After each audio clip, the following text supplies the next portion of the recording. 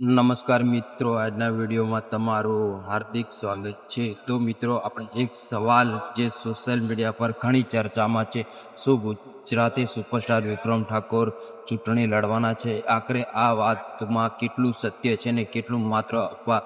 ચાલો જાણીએ. અને જો વિડીયોમાં પહેલી વાર આવ્યા હોય તો ચેનલને સબસ્ક્રાઇબ કરજો અને વિડીયોને લાઈક, કમેન્ટ, શેર કરી દેજો. તો મિત્રો, તાજેતરના સમયમાં સોશિયલ મીડિયા અને વિવિધ પોસ્ટ એવી ચર્ચા જોવા મળે છે કે વિક્રમ ઠાકોર રાજકારણમાં પ્રવેશ કરી રહ્યા છે. તેમના લોકપ્રિય ચાહકોના કારણે લોકો આ પ્રકારના અંદાજમાં લગાવતા હોય છે. જો કે ચર્ચા થવાની છે, સત્વરા જાહેર થવાની છે બંને અલગ અલગ બાબતો. અને વિક્રમ ઠાકોર કઈ પાર્ટીની અંદર ચૂંટણી લડશે? અને મિત્રો, કેટલાક સમયથી ગુજરાતમાં એક જ સવાલ ચાલી રહ્યો છે, ખૂબ જ ચર્ચામાં, શું ગુજરાતના સુપરસ્ટાર વિક્રમ ઠાકોર રાજકારણમાં એન્ટ્રી કરશે? અને તેઓ પણ સાઉથ સુપરસ્ટાર વિજય થેલાપતિ જેમ રાજકારણમાં આવી રહ્યા છે અને કયા પક્ષમાં આવશે? ભાજપ, કોંગ્રેસ કે આમ આદમી પાર્ટીમાં? સૌથી મોટો સવાલ, વિક્રમ ઠાકોર રાજકારણમાં આવવાનું વિચાર્યું કેમ? શું માત્ર લોકપ્રિયતા માટે છે?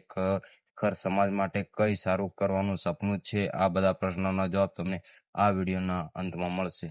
અને મિત્રો, વિક્રમ ઠાકોરનું નામ ટોચના કલાકારોમાં આવે છે. ગાયક તરીકે સફળતા, અભિનેતા તરીકે પણ સફળતા અને લાખો લોકોના ચાહકોના પ્રેમમાં આ બધું મેળવવા પછી પણ આજે વિક્રમ ઠાકોર કેટલાક વર્ષો પછી સતત ચર્ચામાં ચાલી રહ્યા છે. શું વિક્રમ ઠાકોર રાજકારણમાં આવશે? ને જ્યારે રાજકારણમાં આવશે તો વિક્રમ ઠાકોરનો માહોલ જ કંઈક અલગ બની જશે અને લોકોની ઉત્સાહ અને વધી જશે.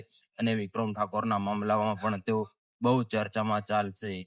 અને રાજકારણમાં આવવાની વાત થઈ તો સૌથી પહેલા તો લોકપ્રિય જોવામાં આવે છે ને વિક્રમ ઠાકોર પાસે લોકપ્રિયતા કોઈની કમી નથી. ખાસ કરીને તેઓ ગુજરાતના બનાસકાંઠા છે, પાટણ છે, મહેસાણા છે, અમદાવાદ છે જેવા વિસ્તારોમાં તો ચાહકોના વર્ગમાં ખૂબ જ મોટું નામ તેમને બનાવ્યું છે. અને કાર્યક્રમમાં હજારો લોકો ઉમટી ઉઠે છે અને ફિલ્મો તથા ગીતોમાં લોકોનો પ્રેમ. અને આજે પણ યથાવસ્થા અલ્પેશ ઠાકોર સાથેના સંબંધો. પોડકાસ્ટ દરમિયાન અલ્પેશ ઠાકોર વિશે પણ સવાલ પૂછ્યો હતો. તેઓએ પણ વિક્રમ ઠાકોરે જણાવ્યું હતું કે તેમની સાથે અલ્પેશ ઠાકોરની ઘણી બધી એવી સારી મિત્રતા જોવા મળી રહી છે અને તેઓ સારા એવા કલાકાર સાથે તેઓ સંબંધ રાખતા હોય છે અને જેના કારણે તેઓ રાજકારણમાં આવશે અને જેથી તેઓ રાજકારણની અંદર પણ ધૂમ મચાવી દેશે. અને વિક્રમ ઠાકોરને પોડકાસ્ટ દરમિયાન એક રસપ્રદ સવાલ પૂછ્યો હતો. આવ્યો તો સાઉથના સુપરસ્ટાર વિજય રાજકારણમાં આવ્યા અને તેમની પાર્ટી સરી ફરી. શું તમે વિક્રમ ઠાકોર પણ આવું કંઈક વિચારતા હશે? આ સવાલ સાંભળીને વિક્રમ ઠાકોરે જે જવાબ આપ્યો કે સાંભળીને ઘણા લોકો આશ્ચર્ય થઈ ગયા. અને કારણ કે તેમના સ્પષ્ટ શબ્દોમાં કહ્યું વિચાર્યું હતું કે ભવિષ્યમાં રાજકારણમાં આવીશ. તો મિત્રો, એક સામાજિક નિવેદન હતું કે કારણ કે પહેલી વાર વિક્રમ ઠાકોરે ખુલ્લેઆમ કહ્યું કે હું રાજકારણની અંદર આવી રહ્યો છું અને ધૂમ પણ મચાવીશ એવું કહી રહ્યા છે વિક્રમ. અને મિત્રો, વિક્રમ ઠાકોર ભવિષ્યની અંદર રાજકારણમાં આવવાનો વિચાર તો છે, પણ એ સવાલનો છે કે રાજકારણ આવવાનું કારણ શું છે વિક્રમ ઠાકોરનું?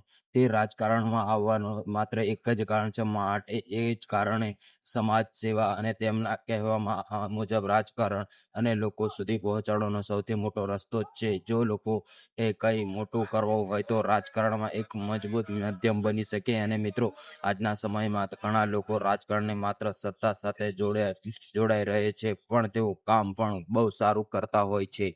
અને મિત્રો, વિક્રમ ઠાકોરે એટલો જ નિર્ણય લીધો કે રાજકારણમાં આવવું જરૂરી છે, કારણ કે રાજકારણમાં આવવાથી તેઓ સમાજ સુધારા અને કેટલીક ગરીબ પરિસ્થિતિના લોકોને કેટલી પૂરી સેવા મળતી નથી અને તેમના સમાજને સુધારવા માટે તેઓ વિક્રમ ઠાકોર રાજકારણમાં આવી રહ્યા છે અને પોતાના નિવેદન સેવા પર વધુ ભાર મૂકવાનો છે અને પોતાના જોડાણ. હવે તેઓ સૌથી મોટો સવાલ એ છે કે વિક્રમ ઠાકોર રાજકારણમાં આવશે ને કયા પક્ષમાં? જો આ સવાલ તમને પૂછવામાં આવ્યો હતો, પણ તેમનો જવાબ ખૂબ સારી રીતે આપવાનો હતો. કહ્યું હતું કે અત્યારે કોઈ પણ પક્ષ નક્કી નથી કર્યો. તેમના સંબંધો દરેક પક્ષના લોકો સાથે સારા એવા બનતા હોય છે.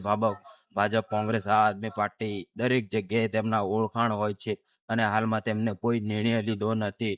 તો મિત્રો, જો આ રાજકારણમાં આવવાની વાત થયો એટલામાં તો લોકો કેટલા ઉત્સાહિત બની ગયા. અને મિત્ર, લોકપ્રિય ચાલતું નથી ત્યાં લોકોના પ્રશ્નો ઉકેલવા પડે છે, નિર્ણય લેવા પડે છે અને સતત જનતા સાથે જોડાયેલું રહેવા પડતું હોય છે. અને રોજગારીનો મુદ્દો. પોડકાસ્ટ દરમિયાન વિક્રમ ઠાકોરે કહ્યું હતું કે એક મહત્વની વાત હતી કે રોજગાર. તેમણે કહ્યું કે દેશમાં રોજગારની એક મોટો મુદ્દો બની ગયો છે અને તક મળશે તો પણ આ મુદ્દા પર કામ કરવામાં. મિત્રો, આજના મુદ્દાઓની આ વાત થઈ છે રોજગાર માટે મોટો પ્રશ્ન બની રહ્યો છે અને કદાચ જ રાજકારણ છે કે વિક્રમ ઠાકોર આ મુદ્દાને ગંભીરતાથી જુએ છે. અહીં એક સારો સવાલ એવો પૂછવામાં આવ્યો હતો કે વિક્રમ ઠાકોર ચાહકો માટે તેમના રાજકારણમાં, તો મિત્રો શું વિક્રમ ઠાકોર રાજકારણની અંદર આવવા જોઈએ અને આવે તો શું શું કરવું જોઈએ, કોમેન્ટની અંદર જરૂરથી જણાવજો. અને મિત્રો તમને વિડીયો ગમ્યો હોય તો લાઈક, કોમેન્ટ, શેર અને સબસ્ક્રાઈબ કરતા જજો.